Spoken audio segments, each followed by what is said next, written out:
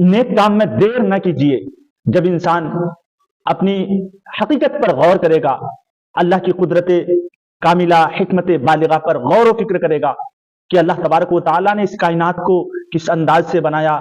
अल्लाह तबारक व तआला की पैदा की हुई चीज, अल्लाह की तख्लीकात पर जब आदमी गौर व फिक्र करता है कि एक जानवर है जो सब्ज चारा खाता है, उसके थन से सफेद दूध बनकर कैसे निकलता है, एक दरख्त से किस्म किस्म के फल लजीज मजेदार कैसे तैयार होते हैं।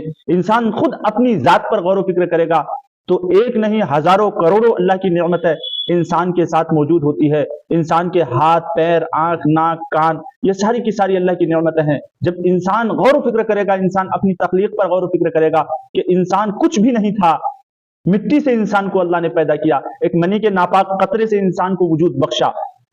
इंसान की हकीकत मिट्टी कैसे है? जो खून तैयार होता है वो खून गिजा से तैयार होते हैं, और गिजा कहां पैदा होते हैं? जमीन में, जो इंसान की असल मिट्टी की तरफ जाती है। तो इंसान को सुम्मा खलकना नुत्फत अलकतन फखलकना अलकत मुज़गा फखलकना मुज़गत इज़ामन फकसौना इज़ाम लहमा। इंसान की हकीकत को इस आयत में बयान किया गया है, इंसान की तख्लीक की हकीकत को बयान फरमाया है। जब इंसान अल्लाह की कुदरत कामिला हिकमत बालिगा अल्लाह की रबूबियत पर गौर व फिक्र करेगा तो इस तफक्कुर और इस गौर व फिक्र के नतीजे में उसके दिल में एक अल्लाह की इबादत की तरफ उसका दिल माइल होगा, अल्लाह की इबादत की तरफ उसका शौक और जज्बा पैदा होगा।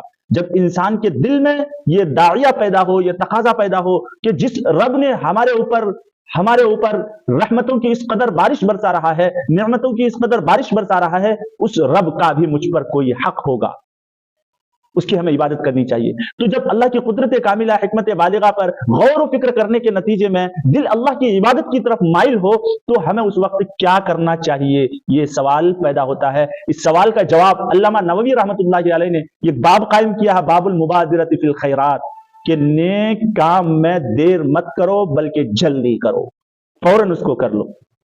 क्योंकि अगर इंसान किसी नेक काम के करने को टला देता है तो फिर वो टल जाता है, आइंदा करने की नौबत नहीं आती है।